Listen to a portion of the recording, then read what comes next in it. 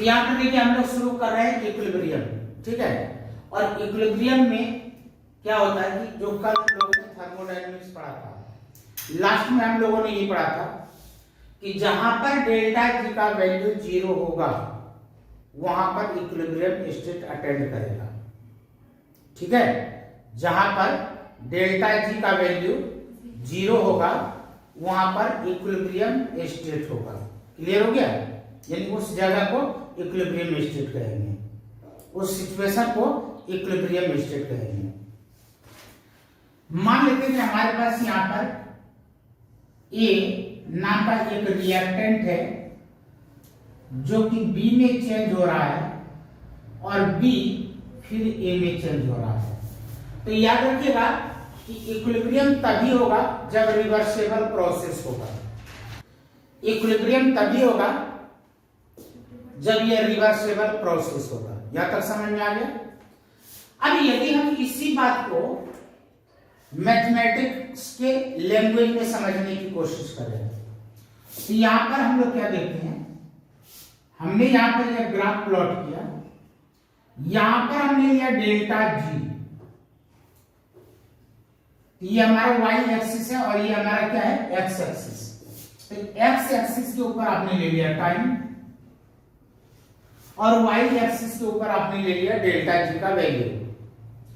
अब इस पॉइंट पर तो डेल्टा जी क्या रहेगा, 0 रहेगा। ग्राफ में आप लोगों ने पढ़ा कि इससे ऊपर वाला जो एक्सिस होता है वो क्या होता है, पॉजिटिव, और इससे नीचे वाला जो पोर्शन होता है वो क्या होता है, नेगेटिव। और ए किस में चेंज हो रहा है, बी में, और बी किस में चेंज हो रहा है, ए में। रिवर्सेबल का मतलब यही है।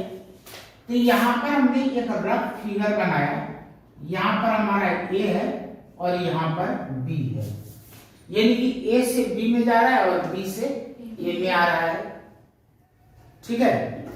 एक फॉरवर्ड डायरेक्शन हो गया और एक बैकवर्ड डायरेक्शन हो गया। एक यदि यहाँ पर स्पॉन्टेनियस होगा तो दूसरा नॉन स्पॉन्टेनियस होगा। क्लियर हो गया? क्योंकि कल हम लोगों ने क्या पढ़ा था, यदि डेल्टा जी पॉजिटिव है तो नॉन स्पॉन्टेनियस, यदि डेल्टा जी निगेटिव है तो स्पॉन्टेनियस। जब रिवर्सेबल हो रहा है तो एक स्पॉन्टेनियस होगा तो दूसरा नॉन स्पॉन्टेनियस होगा। क्लियर हो गया? इसी बीच में अपने को एक ऐसा स्टेट मिलेगा जहां पर डेल्टा जी का वैल्यू क्या हो जाएगा, 0 हो जाएगा। तो इस पॉइंट को क्या कहेंगे, इक्विलिब्रियम स्टेट। इसे क्या कहेंगे, इक्विलिब्रियम स्टेट। तो हम लोग यहां पर लिख देते हैं इक्विलिब्रियम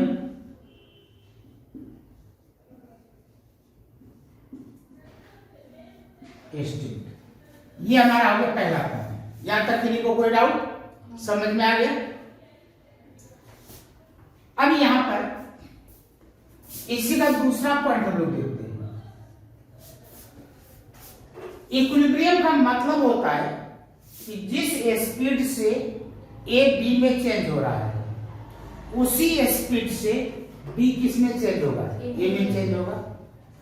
यानी कि यहां पर चूंकि हम रिएक्शन की बात कर रहे हैं तो क्या करेंगे, रेट ऑफ रिएक्शन। यदि रिएक्शन की बात कर रहे हैं तो स्पीड का मतलब हमारा क्या हो गया, रेट से मतलब हो गया। तो हम लोग यहां पर लिख सकते हैं rate of forward reaction equal to क्या हो जाएगा भाई, रेट ऑफ, बिल्कुल सही, बैकवर्ड रिएक्शन। तो यदि आप मेडिकल के हैं तो इस तरीके से कर लीजिए, यदि नॉन मेडिकल के हैं, आपकी पकड़ अच्छी है मैथमेटिक्स में, तो इसको इस तरीके से भी लिख सकते हैं। तो क्या लिखेंगे, dx अपॉन dt। आप कहिए ये तो नहीं समझ में आया कि ये dx क्या होता है और dt क्या है। तो dx का मतलब कि जो भी आपके पास केमिकल है उसके जो कंसंट्रेशन में चेंजिंग हुआ, और dt का मतलब कि कितने टाइम में चेंज हुआ। ठीक है, जब किसी भी चीज को आप टाइम से डिवाइड कर देते हैं तो क्या निकल जाता है, रेट निकलता है। ठीक है। और यह हो गया रेट ऑफ रिएक्शन। ये क्या कहलाया? Rate of reaction. लेकिन इससे पता तो नहीं लग रहा है कि ये फॉरवर्ड डायरेक्शन में हो रहा है या बैकवर्ड डायरेक्शन में हो रहा है। तो इस बात को समझने के लिए मैंने यहां पर एफ लगा दिया। तो एफ का मतलब कि फॉरवर्ड डायरेक्शन में रिएक्शन हो रहा है। अब यहां पर मैं लिख देता हूं dx अपॉन dt, और यहां पर इस बार में क्या लिख दूंगा? b लिख दूंगा। तो b का मतलब क्या हो गया? बैकवर्ड डायरेक्शन में। तो अब हमारे पास यहां पर इक्विलिब्रियम के लिए दो चीज पता लग गया। पहला क्या पता लगा कि जहां पर डेल्टा जी 0 होगा, जहां पर डेल्टा जी का वैल्यू 0 होगा, डेल्टा जी नॉट नहीं बोल रहा हूं, डेल्टा जी बोल रहा हूं, जहां पर डेल्टा जी का वैल्यू 0 होगा वहां पर इक्विलिब्रियम स्टेट होगा। पहला पॉइंट। नंबर 2, जब किसी भी केमिकल रिएक्शन में rate of forward reaction becomes equal to rate of backward reaction, ये दोनों आपस में इक्वल हो जाए तो वह भी क्या कहलाएगा? इक्विलिब्रियम स्टेट कहलाएगा। यहां तक समझ में आ गया? उसके बाद हम लोग बात करते हैं यहां पर थर्ड पॉइंट।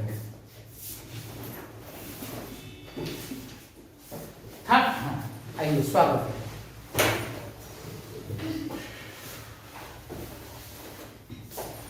अब यहां पर एक बात अपने को क्या याद रखना है कि यदि इक्विलिब्रियम स्टेट है, ध्यान से सुन लो, यदि इक्विलिब्रियम स्टेट है, यदि नहीं है तब तो कोई बात ही नहीं है। आ जाइए, आ जाइए।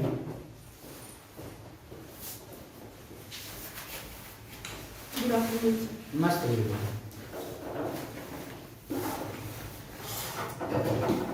अच्छा, आज वर्षिका नहीं आएगी क्या? अच्छा, मुझे लगा आप लोगों से बातचीत होते रहती है ना, क्योंकि कल के बाद में वो बता रही थी कि जी वेदिका आएगी। चलिए, अब यहां पर कल हम लोगों ने पढ़ा था कि जहां पर डेल्टा जी का वैल्यू 0 होगा वह इक्विलिब्रियम स्टेट होगा। वहां पर क्या होगा? Equilibrium state. फिर आज हम लोगों ने पढ़ा कि यदि rate of reaction in forward direction, rate of reaction in backward direction, ये दोनों आपस में इक्वल होंगे तो वह इक्विलिब्रियम स्टेट कहलाएगा। अब यदि कोई भी रिएक्शन इक्विलिब्रियम स्टेट में है तो वहां पर क्या होगा? तो वहां पर आपको याद रखना होगा कंसंट्रेशन ऑफ रिएक्टेंट्स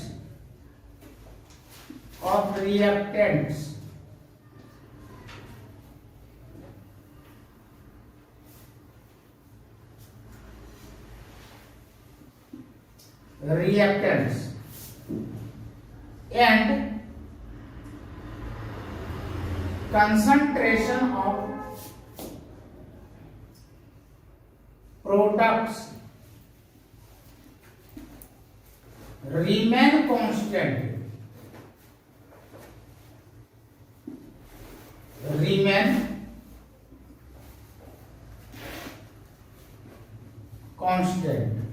अगर बात को ध्यान से समझना, यदि रिएक्शन हमारा इक्विलिब्रियम स्टेट में है, यदि रिएक्शन हमारा इक्विलिब्रियम स्टेट में है तो रिएक्टेंट का कंसंट्रेशन और प्रोडक्ट का कंसंट्रेशन कांस्टेंट होंगे। मैं बराबर नहीं बोल रहा हूं, कांस्टेंट होंगे, यानी कि उसका कंसंट्रेशन चेंज नहीं होगा। कांस्टेंट का मतलब यही होता है। तो यहां पर यदि हमारे पास A नाम का रिएक्टेंट है और B नाम का प्रोडक्ट है तो क्या क्या सिचुएशन आ सकता है कि concentration of A greater than concentration of B। दूसरा हो सकता है concentration of A equal to concentration of B। और तीसरा हो सकता है कि concentration of A is less than concentration of B। हो सकता है कि यह इक्विलिब्रियम स्टेट अटेंड कर दिया, या तो इसका कंसंट्रेशन इसके कंसंट्रेशन से ज्यादा हो सकता है, या तो इन दोनों का कंसंट्रेशन आपस में बराबर हो सकता है, या तो फिर बी का कंसंट्रेशन ज्यादा होगा और ए का कंसंट्रेशन कम होगा। यहां तक सबको समझ में आ गया? तो पहले इतना आप नोट कर लें। इक्विलिब्रियम के लिए क्या कंडीशन है या किसे इक्विलिब्रियम कहते हैं? तो पहली बात कि जब भी रिएक्शन इक्विलिब्रियम में होगा तो रिएक्शन बंद नहीं होगा। जब भी रिएक्शन इक्विलिब्रियम में होगा तो रिएक्शन कभी भी बंद नहीं होता है, यानी कि वह ए से बी में और बी से ए में लगातार बदलते रहता है। मान लीजिए कि एक अपने पास वो रेलवे स्टेशन पर देखे होंगे, वो सीढ़ी जैसा बना हुआ रहता है ना, जो बिजली से चलती है, आज जो भी बोलते हैं, मुझे नाम नहीं पता भाई, मैं तो देसी जुगाड़ में बोलता भाई ये बिजली वाला सीढ़ी है, ये लिफ्ट है, ठीक है। अब ये सीढ़ी ऊपर से नीचे की ओर आ रही है और हमारे वंश भाई साहब इसी सीढ़ी से नीचे से ऊपर की ओर जा रहे हैं, ठीक है। जो स्पीड इसका ऊपर से नीचे आने का है, सेम स्पीड से वंश भाई साहब नीचे से ऊपर जा रहे हैं। नतीजा क्या होगा? देखने वाले को लगेगा कि वंश तो यहीं पर जंप मार रहा है, न तो ये ऊपर जा पा रहा है न तो नीचे आ पा रहा है, एक ही जगह उछल रहा है। और जब आदमी एक्टिव होता है तो उसे क्या कहते हैं? डायनामिक है। यदि वह एक्टिव है तो क्या कहते हैं? डायनामिक है। तो इक्विलिब्रियम स्टेट जो होता है वो डायनामिक होता है। तो पहला पॉइंट क्या हो गया? डायनामिक। तो आपने यहां पर लिखा डायनामिक स्टेट। डायनामिक स्टेट पहला पॉइंट समझ में आ गया। नंबर 2, हम लोगों ने वहां पर क्या पढ़ा था? Rate of forward reaction becomes equal to rate of backward reaction. अब रेट को सिंपली हम लोग आर से तो रिप्रेजेंट कर ही सकते हैं, तो मैं यहां पर लिख देता हूं R F equal to R B. समझिएगा कि यदि आर एफ लिखा हुआ है तो ये फॉरवर्ड डायरेक्शन के लिए रेट ऑफ रिएक्शन है, आर बी यदि मैंने लिख दिया तो बैकवर्ड डायरेक्शन के लिए रेट ऑफ रिएक्शन है। तो दूसरा कंडीशन समझ में आ गया।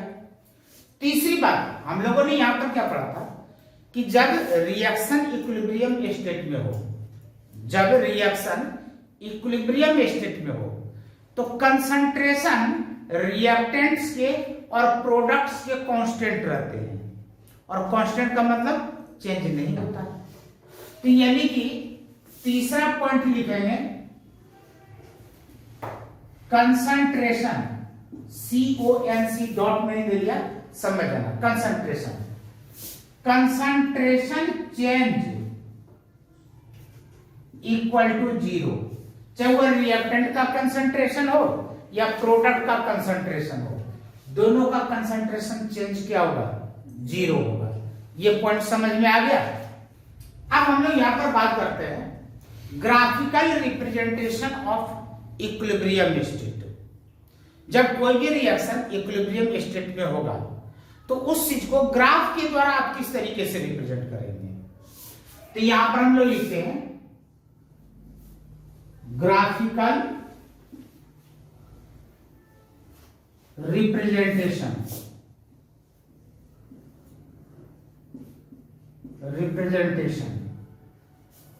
For equilibrium state. अब देखो यहां पर फिर हमने ये ग्राफ बनाया। पहले हम लोग डेल्टा जी को लेकर के हमने किया था, इस बार हम लोग रेट को लेकर के करेंगे। तो यानी कि आप इधर क्या लिखेंगे? रेट ऑफ रिएक्शन, और यहां पर आप क्या लिखेंगे? टाइम लिखेंगे, ठीक है। अब देखो हमारे पास यहां पर कोई रिएक्टेंट है, जब रिएक्शन होगा तो रिएक्टेंट का कंसंट्रेशन क्या होगा? डिक्रीज होगा। यदि रिएक्टेंट का कंसंट्रेशन डिक्रीज होगा तो रेट ऑफ रिएक्शन भी डिक्रीज होगा। ये याद रखना, यदि कंसंट्रेशन डिक्रीज होते हैं तो रेट ऑफ रिएक्शन भी डिक्रीज होते हैं, और यदि कंसंट्रेशन इंक्रीज होता है तो रेट ऑफ रिएक्शन भी इंक्रीज होते हैं। तो मान लेते हैं, थोड़ी देर के लिए मान लेते हैं कि मैंने यहां पर ए रिएक्टेंट लिया है और ये बी प्रोडक्ट। टाइम अभी हमारा क्या है, 0 है, यानी कि रिएक्शन स्टार्ट नहीं हुआ है। तो यदि रिएक्शन स्टार्ट नहीं हुआ है, इसका जो भी कंसंट्रेशन होगा, मान लीजिए कि हमने मान लिया कि इसका कंसंट्रेशन ए है, ये एक्स है, कुछ भी है, तो कंसंट्रेशन तो इतना ही रहेगा। इसका कंसंट्रेशन क्या होगा, 0 होगा क्या, जब रिएक्शन शुरू ही नहीं हुआ है। तो ए हमें जितना मिला था उतना तो रहेगा, और बी बिल्कुल 0 रहेगा। अब रिएक्शन स्टार्ट हो गया, जब रिएक्शन स्टार्ट हो गया तो ए का कंसंट्रेशन क्या होगा, धीरे धीरे कम होगा, बी का कंसंट्रेशन धीरे धीरे बढ़ेगा, और जब बी बढ़ना शुरू हुआ तभी तो वह ए में बदलना शुरू होगा। जब बी बनेगा तभी वह बी ए में बदलेगा, ठीक है। तो हम लोग यहां पर क्या करते हैं कि यह जो ए है इसका यहां पर कंसंट्रेशन घटा, तो रेट ऑफ रिएक्शन भी क्या होगा, डिक्रीज होगा। और यहां पर प्रोडक्ट बना, जब प्रोडक्ट बना तो उसका कंसंट्रेशन भी कुछ होगा। तो प्रोडक्ट का कंसंट्रेशन बढ़ रहा है, प्रोडक्ट का भी रेट ऑफ रिएक्शन यहां पर क्या होगा, बढ़ना शुरू होगा। एक ऐसा सिचुएशन आएगा जब दोनों का रेट ऑफ रिएक्शन क्या हो जाएगा, बराबर हो जाएगा। जो हम लोगों ने यहां पर लिखा है, rate of forward reaction becomes equal to rate of backward reaction. यहां पर क्या हो गया, R F equal to R B हो गया। तो ये पॉइंट क्या कहलाएगा, इक्विलिब्रियम स्टेट कहलाएगा क्या। यहां तक किसी को कोई डाउट, ये ग्राफ प्लॉट कर लीजिए। जब रिएक्शन इक्विलिब्रियम स्टेट में होगा तो वहां पर रिएक्टेंट और प्रोडक्ट के कंसंट्रेशन बराबर हो भी सकते हैं और नहीं भी हो सकते हैं। 3 कंडीशन आए थे, इन तीनों कंडीशन के लिए हम लोग यहां पर ग्राफ प्लॉट करेंगे, और फिर उससे रिलेटेड मैं आपको क्वेश्चन दूंगा और बताऊंगा कि पेपर में किस तरीके से क्वेश्चंस आएंगे। चलिए, सबसे पहले मैं यहां पर ये ग्राफ ले लिया, यहां पर मैंने लिखा टाइम, यदि आप कॉपी कर सकते हैं तो कर लेना। यहां पर मैंने लिखा कंसंट्रेशन।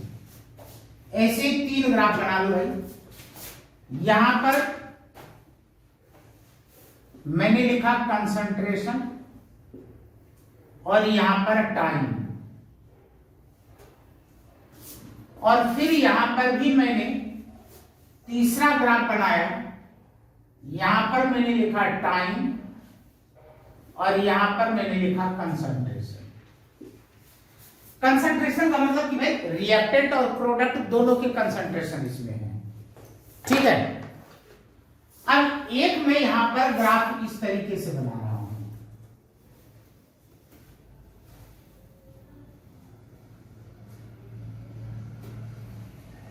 यह हो गया कंसंट्रेशन ऑफ ए और यह हो गया कंसंट्रेशन ऑफ बी,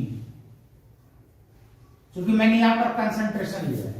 देखो, कल भी मैंने कहा था कि ये जो हम स्क्वायर ब्रैकेट लगाते हैं, स्क्वायर ब्रैकेट का मतलब होता है कंसंट्रेशन, यानी कि मोलेरिटी। इसका मतलब क्या होता है, मोलेरिटी। अब इसके अंदर यदि आपने ए का नाम रख दिया तो ए का यह मोलेरिटी है, बी रख दिए तो बी का मोलेरिटी है, जो नाम रख दिए उसका मोलेरिटी है। क्लियर हो गया। चलो, एक मैंने यहां पर ग्राफ इस तरीके से बनाया।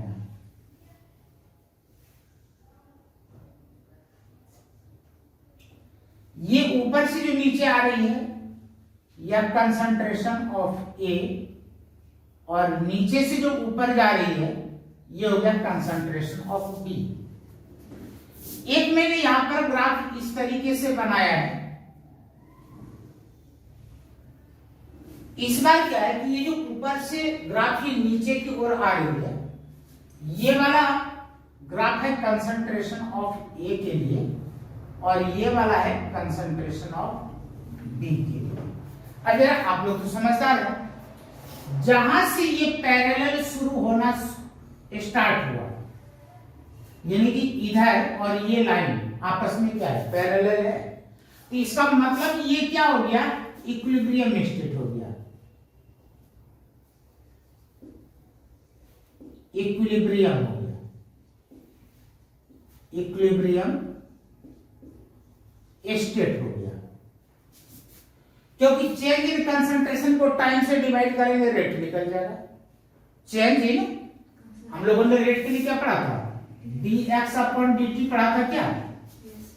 तो क्या हो रहा है, कंसंट्रेशन में चेंजिंग आ रहा है और यहां पर टाइम में भी चेंजिंग आ रहा है। तो change in concentration divided by change in time क्या बन जाएगा, रेट बन जाएगा।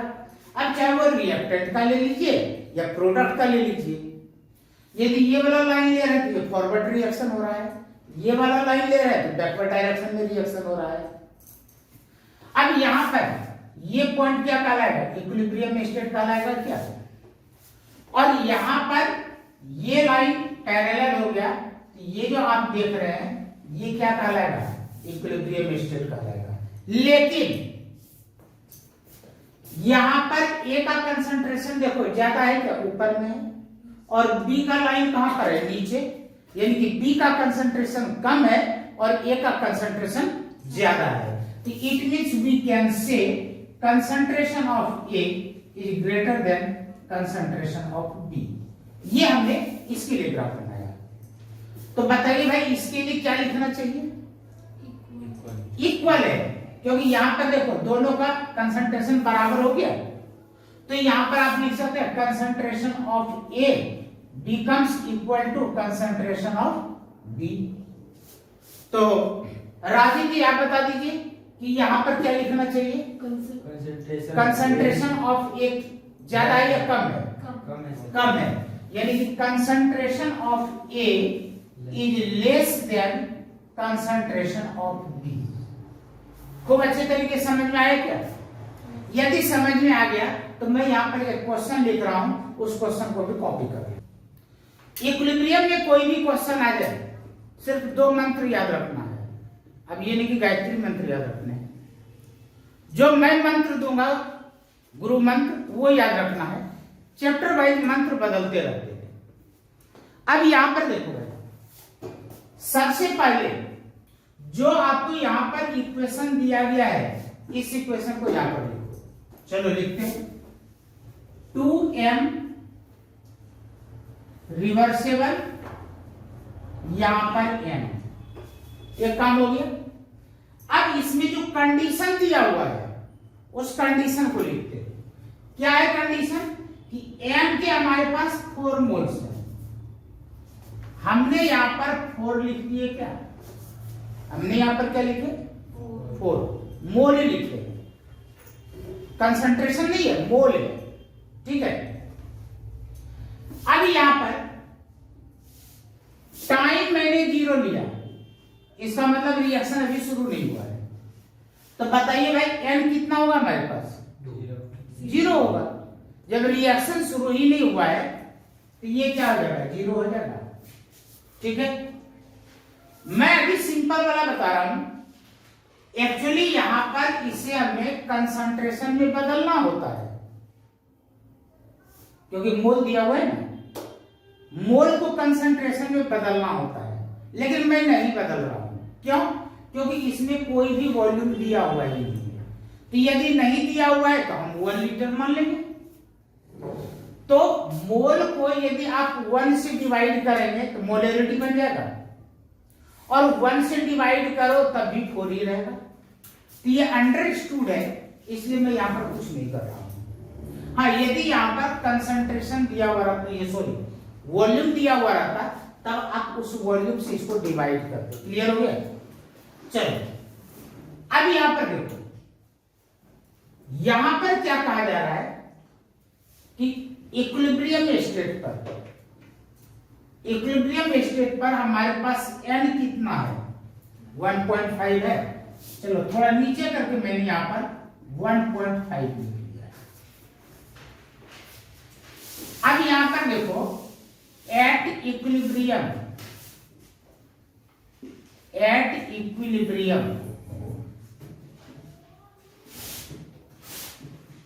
भाई इक्विलिब्रियम स्टेट यदि अटेंड किया होगा, जैसा कि हम लोगों ने अभी तक पढ़ा है कि इसका कुछ न कुछ तो कंसंट्रेशन चेंज हुआ होगा, घटा होगा, इसका बढ़ा होगा। तो कितना घटा मुझे तो पता ही नहीं है। तो मैथमेटिक्स में एक रूल है भाई, जब कुछ ना पता हो तो एक्स मान लो। तो मैं यहां पर क्या कर लेता हूं कि यहां पर 4 में से x को माइनस कर देता हूं कि भाई हमारे पास 4 मोल्स थे, उसमें से x मोल टूट गए, डिकम्पोज हो गए। अब जरा देखो, यदि आपके पास 2 मोल होता तो n कितना बनता है? 1 मोल बनता है। यदि आपके पास x मोल टूटा है तो कितना मोल बनेगा?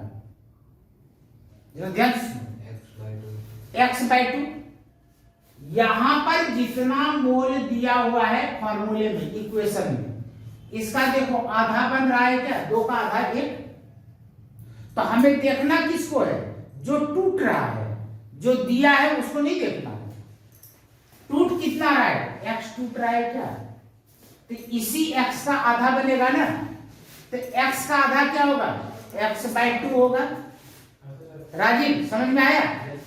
वंश आपको राहुल जी नमस्कार।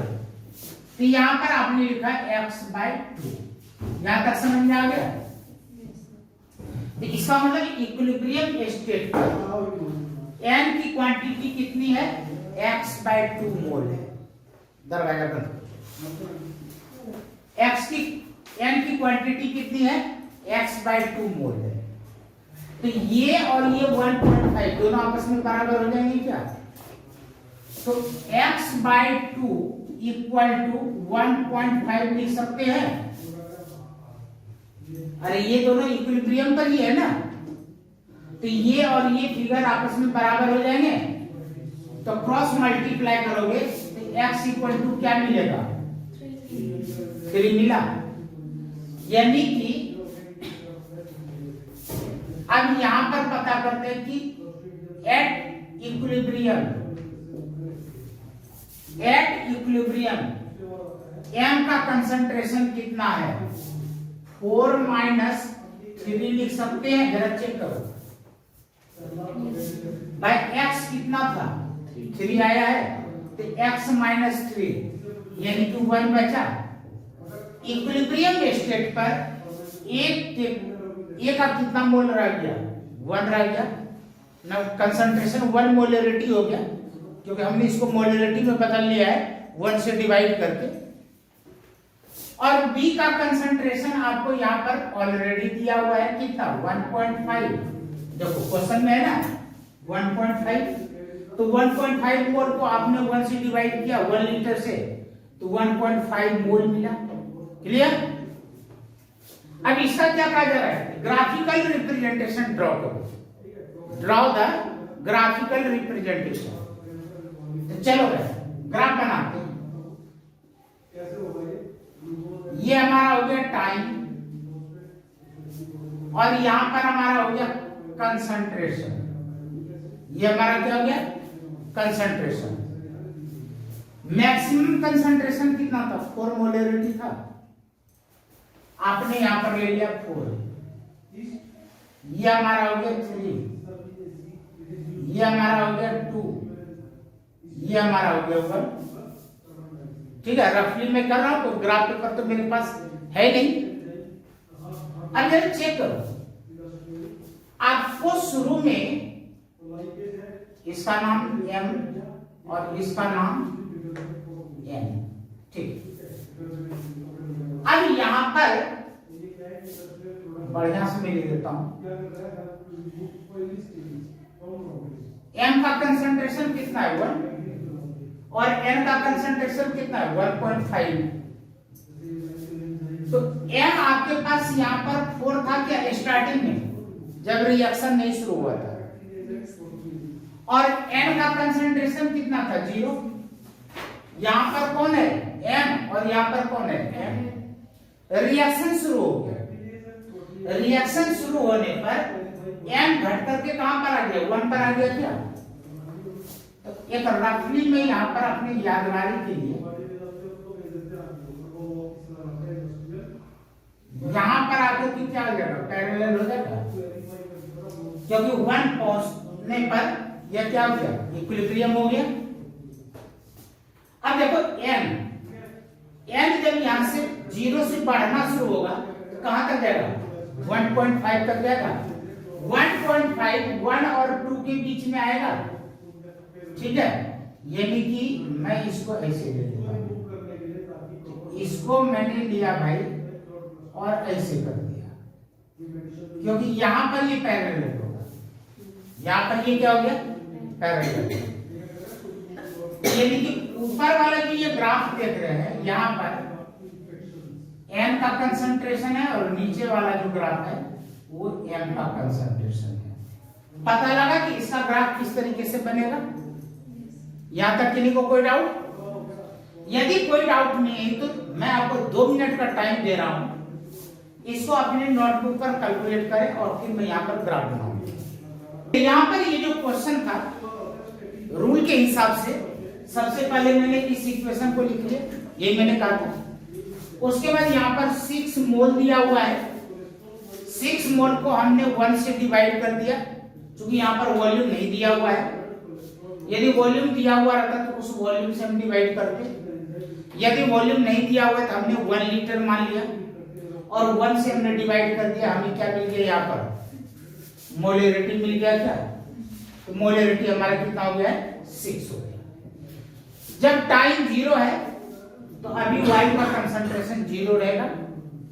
अब यहाँ पर एट इक्विलिब्रियम की बात हो रही है, तो यदि इक्विलिब्रियम की बात हो रही है तो इसका मतलब कि X के कुछ पार्टिकल्स डिकम्पोज हुए हैं। अब कितने पार्टिकल्स डिकम्पोज हुए हैं ये तो पता नहीं है, तो क्या करेंगे X। तो मैं अपने काम को इजी बनाने के लिए, क्योंकि मैं तो मेडिकल का स्टूडेंट रहा हूं, मेरा मैथमेटिक्स कमजोर है, तो अब जिसका कमजोर है वो भी तो पढ़ने का हकदार है, तो मैं ये मान लेता हूं कि आप भी कमजोर हैं। तो कैसे इसको किया जाए, तो यदि यहां पर 2 है तो 2x कर लो, 3 है तो 3x कर लो, काम आसान हो जाएगा, ठीक है। अब देखो यदि 2x ब्रेक होता है तो y कितने बनते 3। यदि इसके 2 मोल ब्रेक होते हैं तो y के कितने मोल बनते 3 मोल बनते हैं, आसान हो गया। यदि इसके 2x ब्रेक हो गए तो इसके 3x बन गए, ठीक है। और एट इक्विलिब्रियम देखो कितना बोल है 0.5 बोल है क्या, एट इक्विलिब्रियम कितना बोल है, इसको 1.5 कर दो तब कैलकुलेशन करेगा 1.5 कर दो। तो यहां पर 3x इक्वल टू 1.5 लिख सकते हैं क्या, क्योंकि इक्विलिब्रियम स्टेट पर हमें यहां पर मिला 3x, यहां पर इक्विलिब्रियम स्टेट पर क्या मिला हुआ है 1.5। तो भाई मुझे बताना x इक्वल टू कितना है, x इक्वल टू हो जाएगा 1.5 डिवाइडेड बाय 3, 0.5 आया क्या।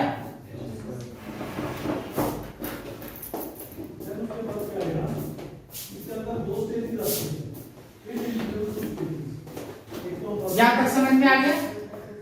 अब यहां पर देखो concentration of X at equilibrium कितना है 6 माइनस 2x है क्या। देखो भाई 6 माइनस 2 इंटू x का वैल्यू कितना है 0.5, क्या मिला 6 माइनस 1 इक्वल टू 5 मिल गया। और y का कंसंट्रेशन अपने को क्वेश्चन में दिया गया, कितना दिया गया है 1.5। यहाँ तक समझ में आ गया? तो क्या आप ग्राफ प्लॉट कर सकते हैं? एक ग्राफ आप लोग अपने नोटबुक पर प्लॉट करें, उस वही ग्राफ मैं यहाँ पर बोर्ड पर प्लॉट कर रहा हूँ, फिर दोनों गुरु चेला यहाँ पर मैच करके देख लेंगे कि किसका सही है किसका गलत है। ये अपना क्या है? कंसंट्रेशन है। वास्तव में जो अपने को यहाँ पर रिएक्टेंट दिया गया था, इसका कंसंट्रेशन कितना था? 6 मोलरिटी था। तो इसका मतलब यहाँ पर हमारा क्या है? रिएक्टेंट है जब टाइम 0 है, और Y का कंसंट्रेशन कितना है? 0 है। तो यहाँ पर हमारा Y का कंसंट्रेशन है और यहाँ पर अपना X का कंसंट्रेशन है। अब देखो यह 6 से घट करके कितना पर आया है? 5 पर आया है क्या? तो इसका मतलब ये हुआ कि ये यहां से घट करके यहां पर पैरेलल हो गया एक्स एक्सिस के, 6 से डिक्रीज होकर के 5 के पास एक्स एक्सिस के पैरेलल हो गया। अच्छा, आप लोगों ने जो बनाया है ऐसा ही बना है क्या? चलिए ठीक है, तो आज की सेवा यहां तक रखें, कोई दिक्कत? धन्यवाद।